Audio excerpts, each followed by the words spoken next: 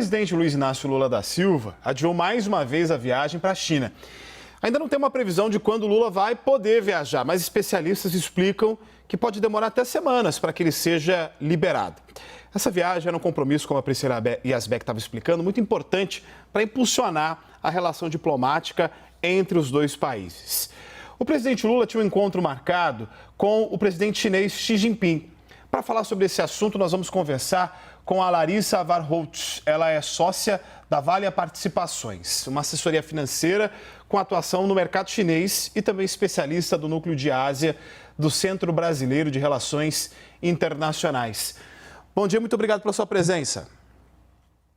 Olá, boa noite a todos, aqui de Pequim, 11 horas na frente de vocês.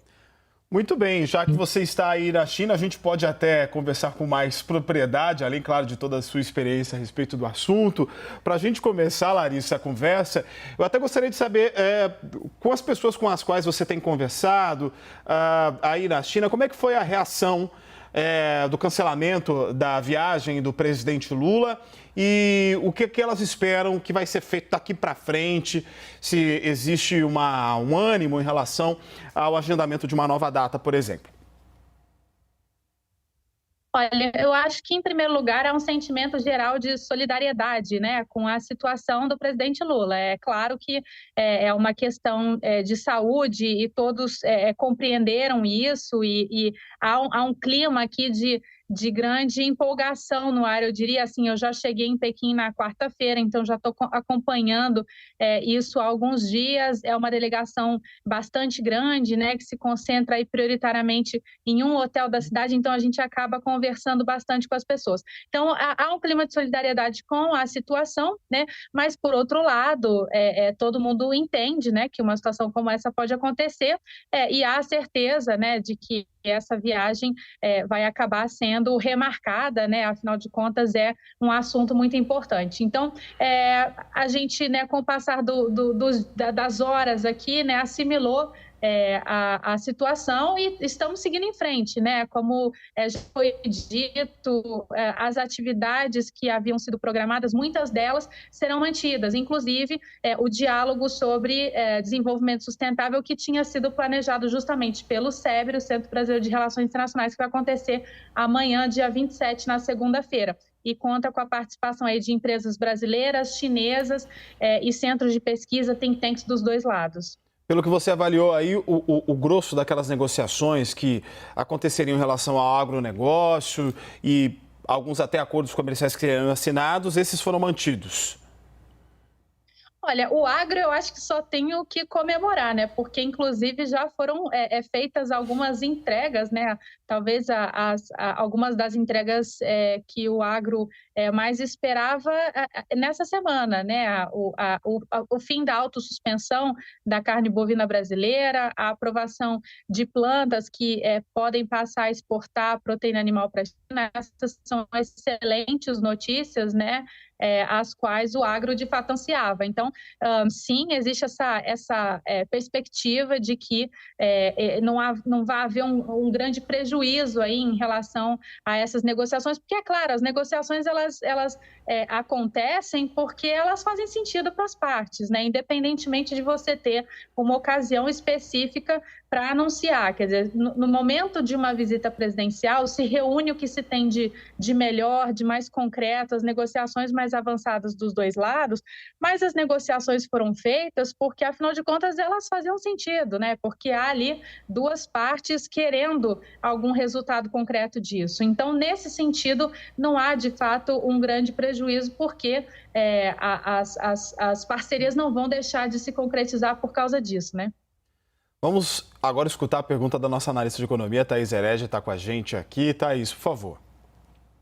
Oi, Larissa, bom dia.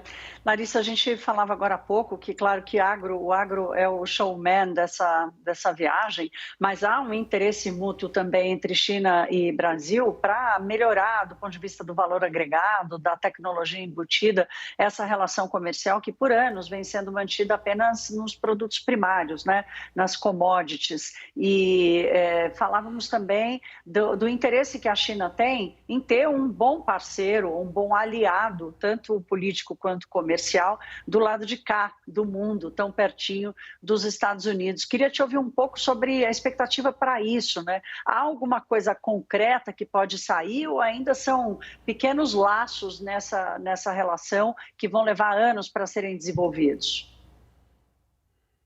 Olha, eu acho que, de fato, existem esforços que precisam ser feitos para agregação de valor à pauta exportadora brasileira, que não são necessariamente esforços advindos de um acordo, né, com um parceiro, seja ele qual for, inclusive a China. A China já é o segundo maior mercado consumidor do mundo, ela virá a ser, segundo alguns analistas, aí relativamente em breve, o maior mercado consumidor do mundo, e existe mercado na China para se trabalhar uma gama de produtos bastante diversos. A questão é a gente estar preparado para isso e reunir as condições necessárias para isso. Uma boa parte desse trabalho, na verdade, eu entendo que precisa ser feito dentro de casa, né? Que precisa ser feito no Brasil, que é uma avaliação dos custos de produção dentro do Brasil, etc. Mas dá um segundo esforço, que é um esforço de marketing, de promoção de produtos, de construção de reputação, de empresas, de setores, né? A partir do momento em que você quer agregar valor às suas exportações, você está falando de um produto que vai diretamente para um consumidor final. Esse consumidor final toma uma decisão de compra porque ele conhece, ele tem referências sobre uma determinada marca ou um determinado produto. Então, é essencial que a gente também construa essa reputação aqui na China, o que a gente hoje está ausente. Eu acho que não, ou está aquém do que a gente poderia estar. Então, não é um acordo que, na minha visão, vai resolver essa situação. Mas eu acho que sim, a gente tem aqui um parceiro que claramente diz que ele tem interesses de exportação e de importação, né, e que se apresenta como um mercado de grande potencial. Eu também não acho que a China tenha uma relação comercial particular com o Brasil por causa da questão geográfica, né? Porque o Brasil está na região aqui onde ele está, porque está próximo dos Estados Unidos. A relação do Brasil com a China, do ponto de vista econômico, comercial e de investimentos, ela acontece porque ela faz sentido, né? O crescimento econômico chinês, ao longo das últimas 4 décadas, ele se combinou com o momento em que o Brasil tinha condições de fornecer à China o que eles estavam precisando comprar, né? Do ponto de vista dos investimentos, a história é semelhante, né? No momento em que os investimentos chineses tendiam a crescer porque é um fluxo natural do desenvolvimento econômico, o Brasil também tinha condições e projetos interessantes para assimilar esses investimentos. Então, eu acho que essa que é a principal questão. Existe, sim, uma complementaridade grande entre essas duas economias que ainda tem bastante a cultivar, né? A gente já tem uma relação boa hoje, mas a gente pode almejar ir além daquilo que a gente já tem.